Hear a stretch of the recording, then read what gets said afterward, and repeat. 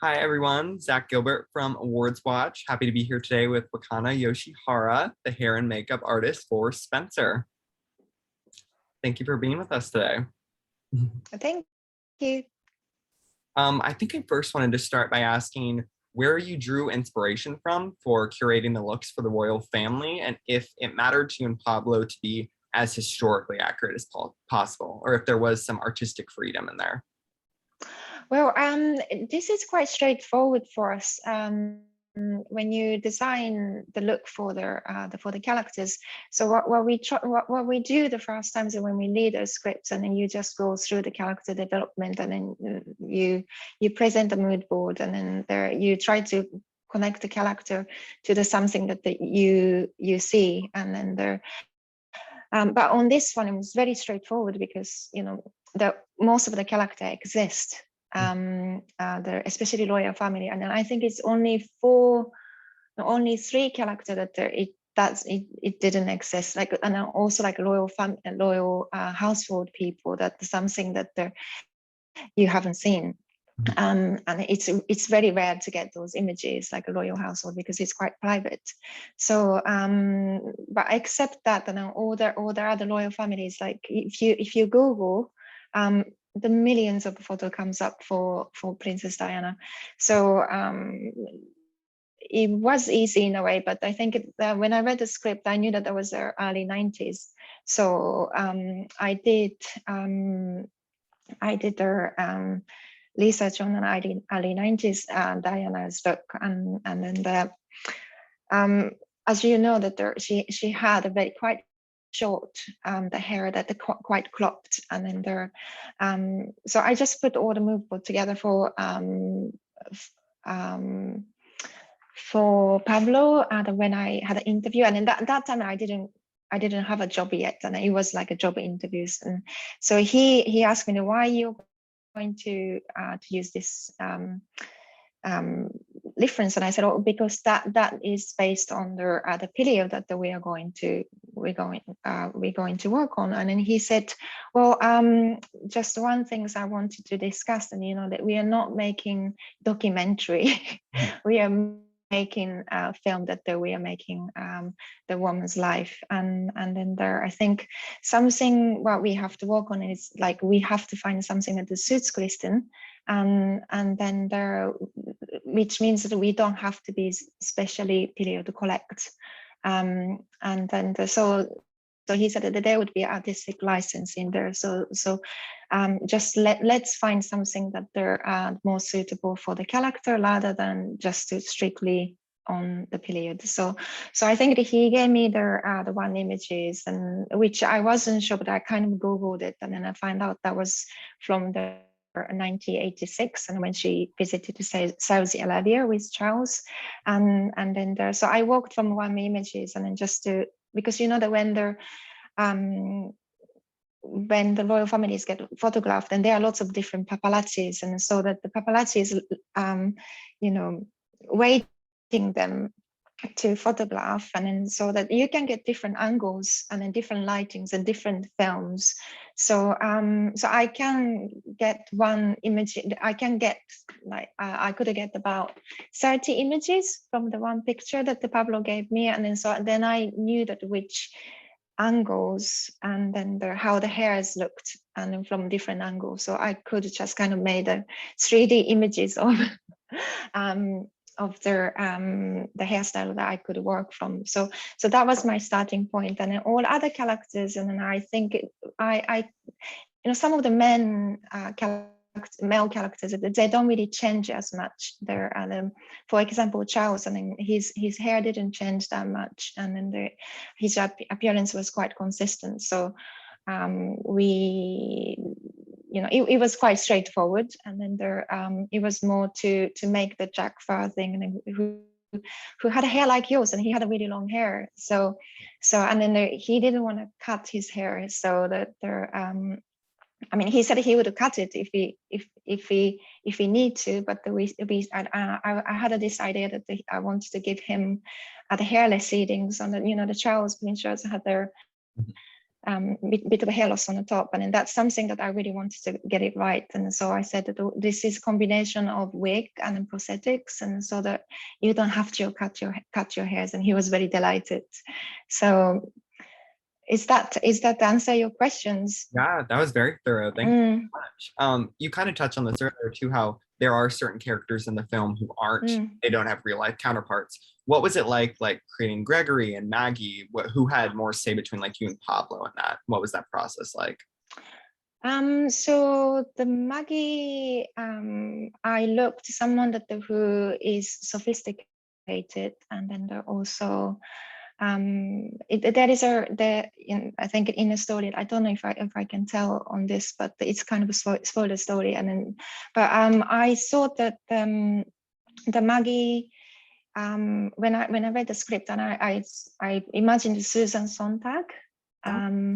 Yeah, so I kind of looked, because she had a very timeless look, and then even in a period, and so she had a distinctive, very natural beauties. And then so I presented when I had a Zoom call with Sally, and then said that this is what I'm thinking for the character, and she was like, I love this. And then I think so that was quite easy. And then so there I didn't really want to change too much of Sally, because Sally is very beautiful, and then she's kind of like a channeling the characters. And so we just embraced her appearance, and then I think Gregory, I looked into lots of like a military major who ended up working for their royal family, and then we found, I forgot the name of the gentleman, but we found the person who was working for the royal family, and then he was the major in the military. And then so I presented him that. So it was quite a military look that he had. It's quite slick and then strong. And then so you feel quite intimidated when you meet him. Nice. So and also the Sean's character, chef. There was a real chef that he was worked for the Queen for many years, and then after that, then he worked for Diana for many years in the Kensington. So we had a kind of I connected the character who had the same professions, but they lived in a similar kind of period. And then I had a few people who are quite similar environments, and then just presented to the actors. So there's a similarity on those professions, and then so that's how I did that. And Pablo was very happy, and then so I think that when I met them, and we did a lot of different tests, and then show the different kind of hairstyles, and then when if I could take the actor to Pablo, I did, but there was a COVID time, so there were lots of back and forth with her there when we did the fittings, and I sent it Pablo and then get the feedback, and so then so that's how we worked. So cool. Yeah, I feel like they really fit into the royal family. Like if you didn't know already beforehand, like they were fictional characters brought in, like they look they really fit the aesthetic very well. So goes to the makeup team for that, of course. Thank you. I think the only struggle that I had was I tried to find images of royal household, and then there is not much comes on the Google search, and so that we read the book about their lots of royal household people do write a book about royal families, and so we collected the images from that, and but it was a different period from sometimes like a 70s and 60s and 80s and 90s, but I think they are quite consistent with the look that everybody was quite functional. If the women had their long hairs, and they're always tied up, and if it's somebody's short hairs, and they just kind of did a coiffed, very well blow dried, and then the men was very practical, short back inside, and then they're on the 90s and 80s, and then people had quite longer hair, but they still like are quite neat. And so it was quite easy to work on the Loyal Household people. Awesome. Speaking of obstacles, I'm curious, what was the biggest obstacle with transforming Kristen into Diana? I think it was a COVID and then Brexit, and then we had a travel ban. So it was not something that because the Christian was supposed to come to London twice to do the fittings, and then second time we did the 2 fittings in maybe like 2 months before we start to shoot. Then we are supposed to do another fitting. And so because when we're making the wigs, so you have to kind of do a few fittings to get hairlines right and colors right. And but I think on the second fitting, she had to go straight to Germany, and I live in England, and so she couldn't come, because if she came to Britain, and then we didn't know that if she could travel again, so I couldn't see her. So I had to pack the wigs and then dressed it and then send it to Germany. And then one of my colleagues, and then she could travel to Europe, so she fitted for me. And then I didn't know that until I think 2 days before that I could travel to Germany for the shoot. So there was a moment that if I'm going to do this job, because of travel ban and COVID was getting away, so there was a kind of lots of organizing to do remotely. And then I think I did one of the fittings just talking to Christians on the Zoom, and there was my colleague who was there and then putting a wig on her. And then so that was like some different experience that we've never done it before, but it worked. And then so that was a challenging things was. Yeah. Speaking of the wigs, I'm curious, because she does so much running and dancing and like moving around. Was that ever like an issue with like keeping those wigs on, because they're so big, so complex? She's like all these movements all the time. No, I think Kristen very respect our work, and then so she maintains, and then she doesn't do anything dramatic to kind of damage the hairstyles, and she always had a respect on our work, and which was wonderful. And then if you apply wig very well, you don't, and then I think unless that there's something hit you on the head, it is safe. So there sometimes wind blows and it just gives nice texture to it. Yeah. So but there was a moment that when we went to shoot, so when we were shooting in Norfolk, and we did lots of driving around, and then and of course the car had a roof off, and then there are lots of winds, and sometimes because the British weather is not always great. I mean, it's quite temperamental. So started raining, but we have to keep shooting because we know that we are losing light. And then so that was a time that I had to just let myself go, and I said, okay, nothing I can do. If the wig comes off, film is over.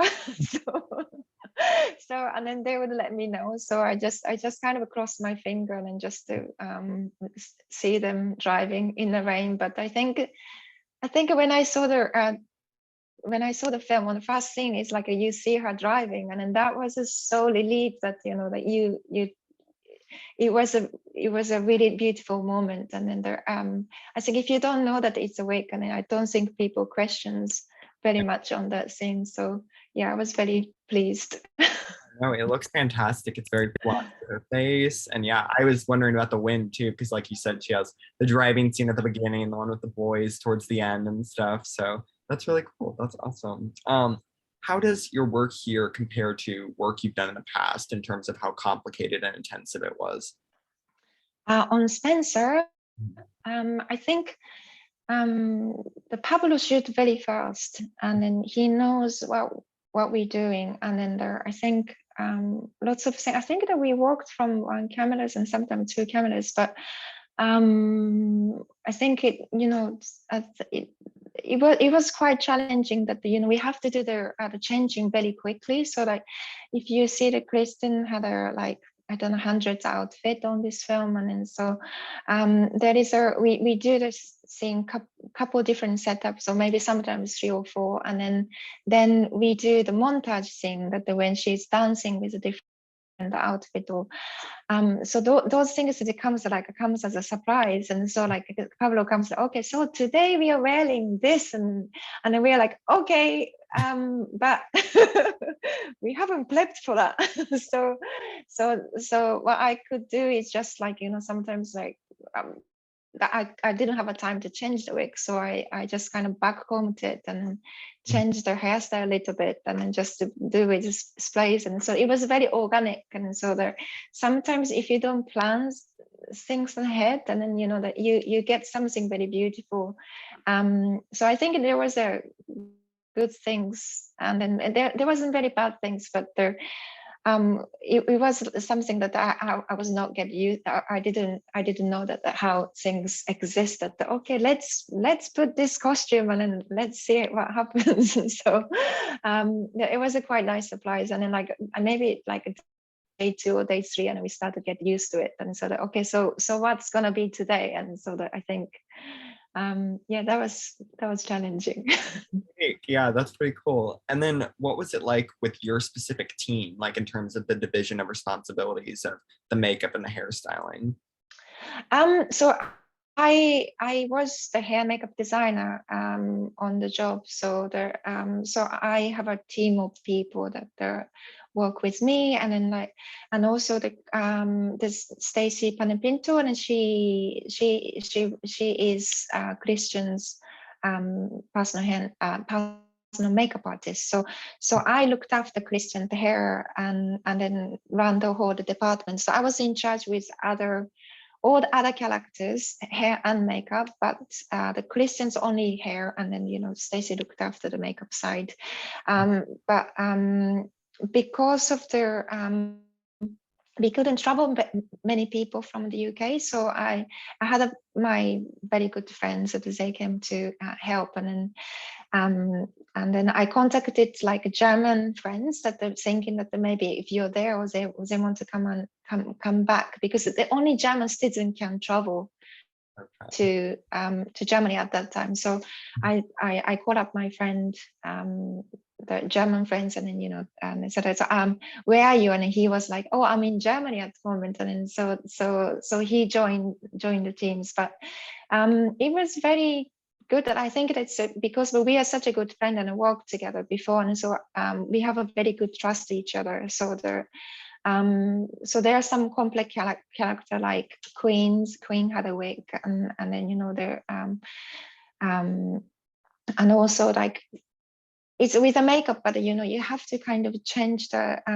face structure with the makeup. So I think that Stella had a bigger features rather than Queen, so we tried to minimize like smaller lips and smaller eyes, and so those things. And I think we had a really good time to fit them, but we only had 1 or 2 chance to fit them. So when we fitted them, it's like we tried to do as much as looked possible, and then put it in the files, and so that we presented to Pablo. Pablo gave us a feedback, and then luckily, because lots of the characters are based on the true characters, and so like we got signed off quite quickly, and then that's how we worked. So. Well, thank you so much for talking to me today. No. Congratulations on all the praise you've received thus far. Wish the best of luck to you for the rest of the season. Thank you very much, Zach. So lovely meeting you. Lovely to meet you too. All right.